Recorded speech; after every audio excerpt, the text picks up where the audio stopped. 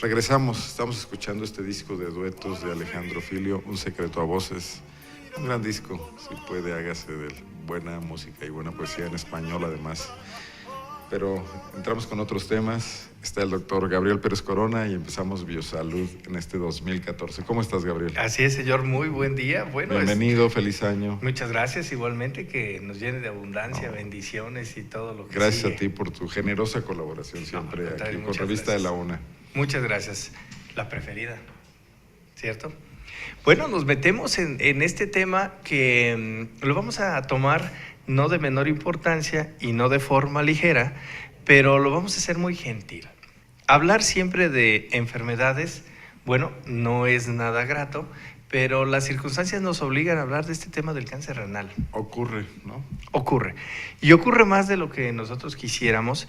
Y por supuesto, sobre todo que la ventana para descubrirlo, hay veces en su mayoría, en su gran mayoría, es de que es un testigo silencioso, que ahí está, y que la verdad no hay manera de saberlo, si no es que con cultura médica, que es en esto de los pacientes, es de ciudadanizar la prevención, que eso es lo más importante. Cáncer de riñón. Cáncer de riñón. ¿Afecta por igual a hombres, mujeres? ¿Cómo es la incidencia? Fíjate que aquí también hay una discreta incidencia en esto de las damas, pero lo importante es que es tan variable. Te lo puedes encontrar, es el cáncer que te da un sitio a distancia, una metástasis, con un aumento de volumen en una rodilla, que te puede dar en el cerebro, que te puede dar en pulmón, que te puede dar en cualquier cosa, y que cuando le haces una biopsia a un enfermo, resulta que es cáncer renal, y ahí es donde entonces comienza el verdadero viacrucis, porque ya es un estadio avanzado.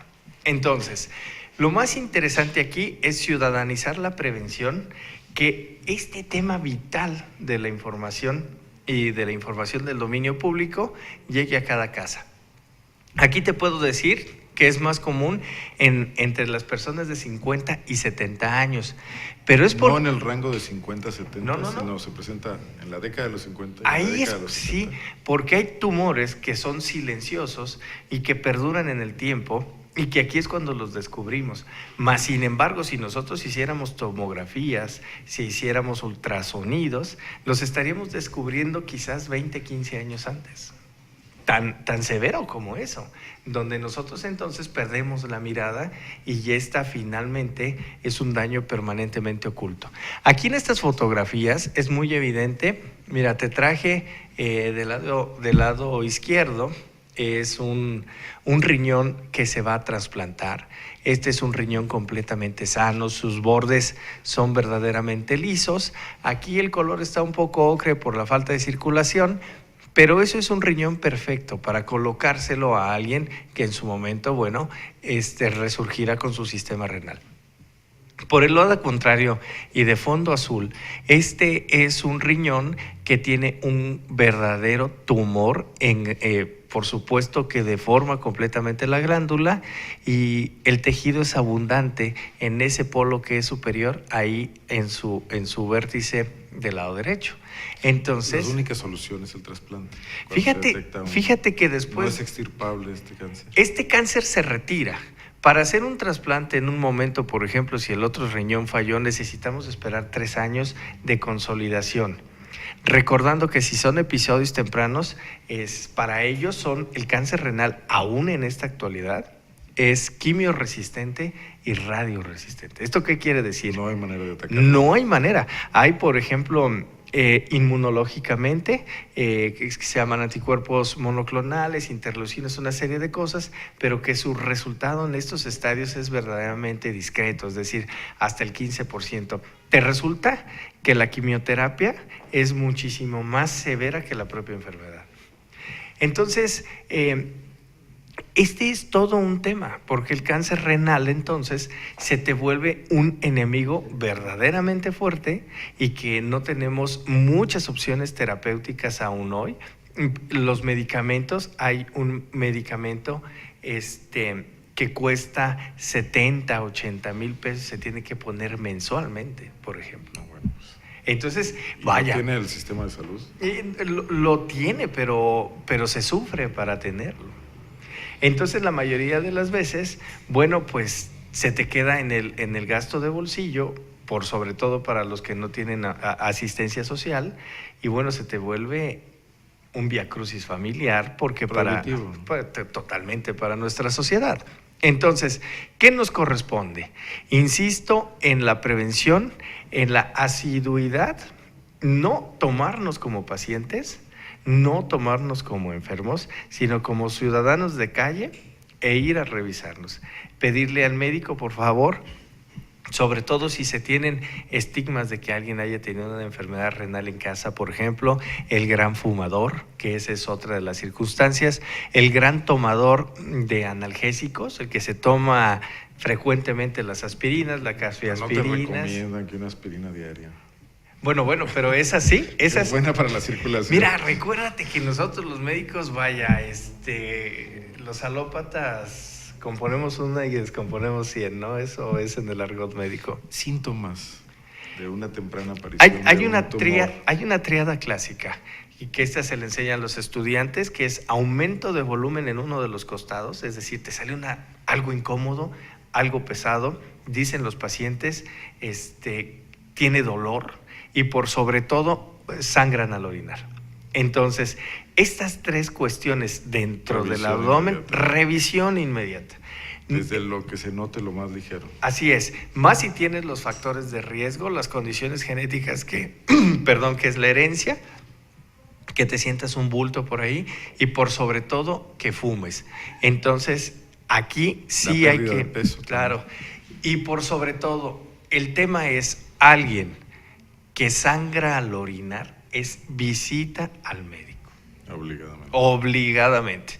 No hay nada que faculte que sea bueno de que pierda sangre a través de la visible, digamos. Claro. A veces en los análisis te salen algunos microgramos de sangre. Así es. Los hermanos Pinzón llegaron a América, y lo primero que hicieron pues fue orinar, ¿no?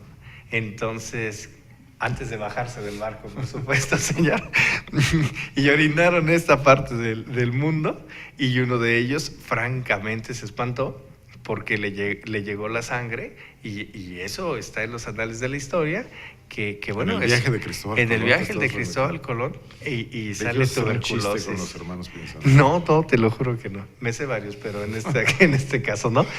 Y de verdad que es, al que le ha sucedido orinar sangre, es verdaderamente un susto en la vida. Entonces, pues bueno, no es tema menor.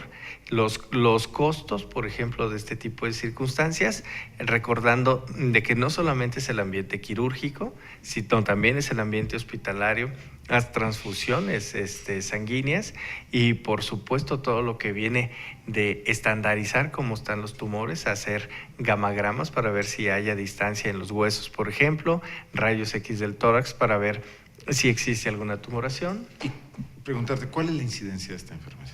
Fíjate que es tan alta como, aquí te tengo el dato, de que en las mujeres estamos al 2 por 1, por ejemplo, y sobre todo que... ¿Se ataca a 2 mujeres por un hombre? Sí. Entonces, por ejemplo, una población de, no sé, 10,000 habitantes, 1,000 habitantes, ¿tenemos una incidencia alta, baja? ¿No recuerdas eso? No recuerdo el dato ahorita, y no lo traigo de manera local. Entonces, pero me lo dejo de tarea. Consumidores de analgésicos. Consumidores de analgésicos. Consumidores de alcohol. Consumidores de alcohol. Las dietas altas en grasas. Ese es también uno de los problemas grandes. Y por eso es que los mediterráneos tienen allá los aceites de olivos. Ya nos dejaste todos preocupados. Señores, ¿qué yo les puedo Pero decir? hay que atender este tipo de cosas. Y hay que saber lo que tú dices, la información socializada. Pero también pasa que entre más sabemos de estas enfermedades, algunos nos ponemos medio hipocondríacos, ¿no? Sí. Hay que tener la información sin dramas. Nos confundimos también mucho, porque fíjate que estas desórdenes de la columna vertebral te dan dolor, y la mayoría las asociamos con dolor renal. O como la esofagitis, que confundes con un infarto. Igualito. Igual también el aumento de peso y el dolor de la columna, y después me duelen los riñones. Y no, lo que pasa es que andas cargando un cartón de cervezas ahí en el abdomen, entonces eso te complica, ¿no? Qué barbaridad. Bueno, Gabriel, pues este año a darle duro a temas de salud, a la prevención, y aquí estaremos platicando mucho con nuestro público sobre estas ventanas que nos abres a cosas que no pensamos normalmente. Así es, entonces tenemos un futuro en cada miembro de nuestras familias, tenemos muchísima responsabilidad y cultura ahora, yo creo que es un nuevo año, hay que abrirlo con mucha esperanza, con mucha expectativa, sin dejar de cuidarse, sin ver nuestra realidad y también tomar las cosas si no hay una noticia favorable a la salud, bueno, de que hay que ponerse a trabajar en eso y la mayoría de las veces y siempre hay una esperanza, siempre hay fe. Siempre hay que quedarse con eso clarísimo. Gabriel Pérez Corona, muchas gracias. Muchas gracias, señor. Nos vemos Feliz aquí año. el próximo martes y que sea lo mejor para ti también, para la gente en torno a ti y por supuesto para la revista de la UNA, ¿no? No, muchísimas gracias. Nos abrazamos todos. Déjame hacer una pausa.